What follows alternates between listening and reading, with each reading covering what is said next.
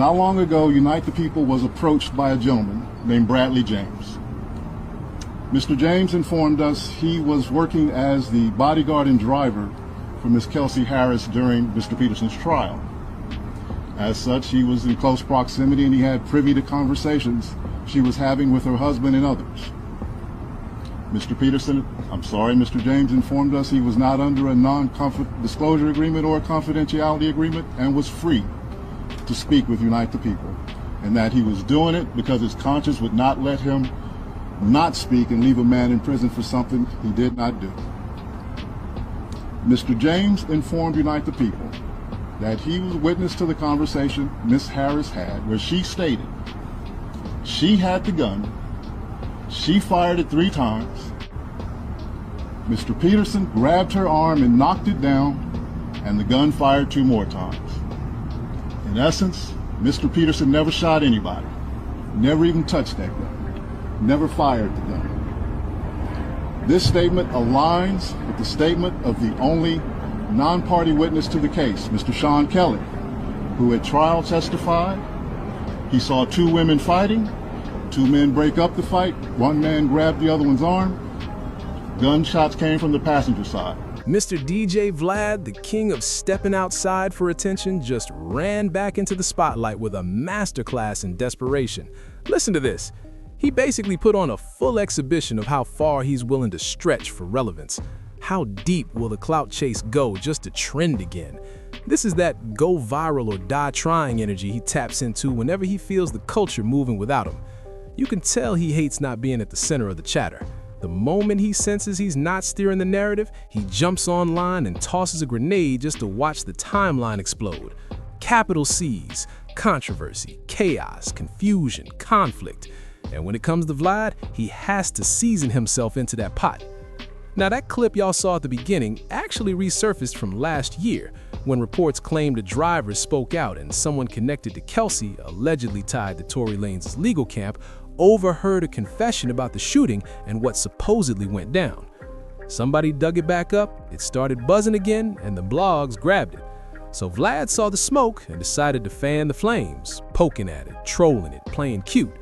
But here's the thing, he never clearly said, "I'm joking, I'm trolling." Instead, he started tweeting wild claims about being paid by Roc Nation, being on their payroll, not signing an NDA, and helping bury the case.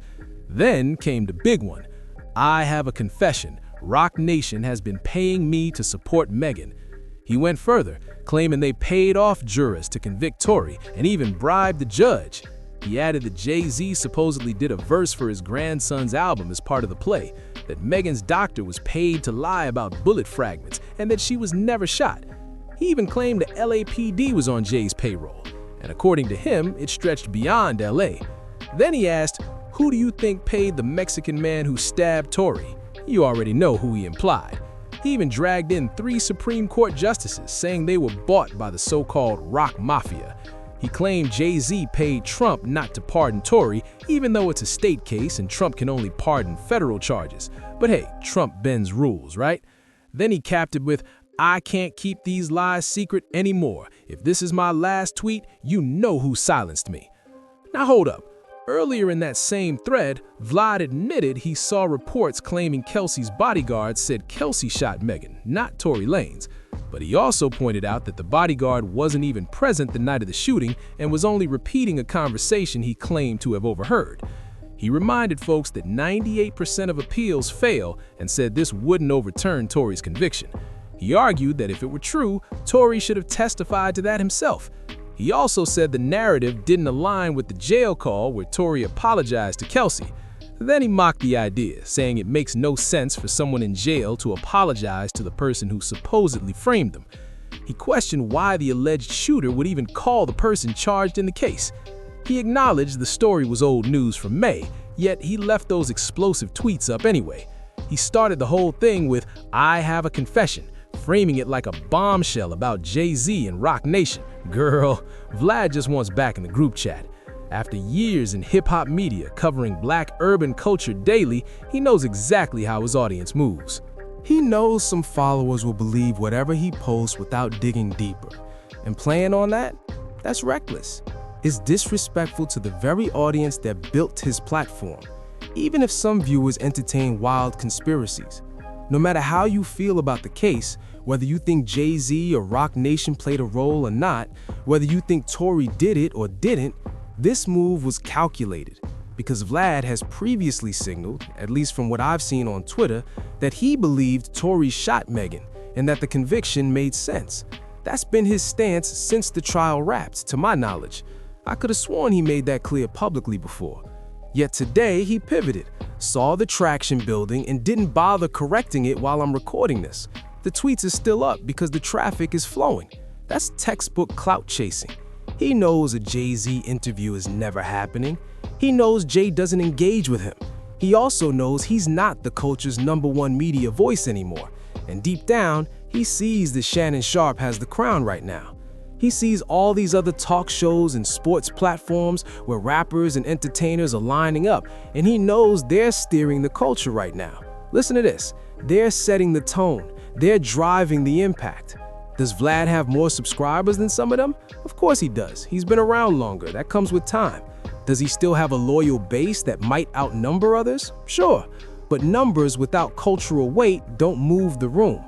He showed his hand last year when he randomly went after Shannon Sharpe and tried to frame it like they were in some head-to-head battle. "This is my year, Shannon Sharpe." Shannon never even blinked. No response, no acknowledgement, nothing. And let's be real, part of that frustration comes from Shannon not pulling up for his platform. Meanwhile, Shannon landed what many call the biggest interview on the internet.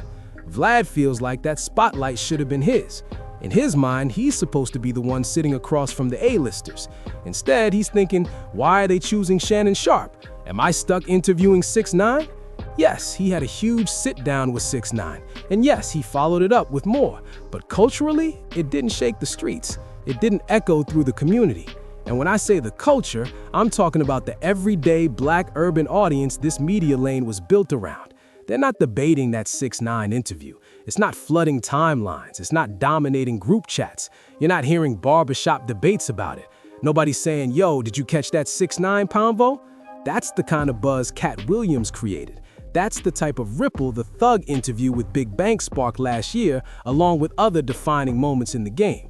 Vlad hasn't delivered a culture-shifting moment like that in a while. So now he's hunting for one, and it feels thirsty. It feels like I need eyes on me. It feels like I'm rich, I'm successful, but I'm not the voice anymore.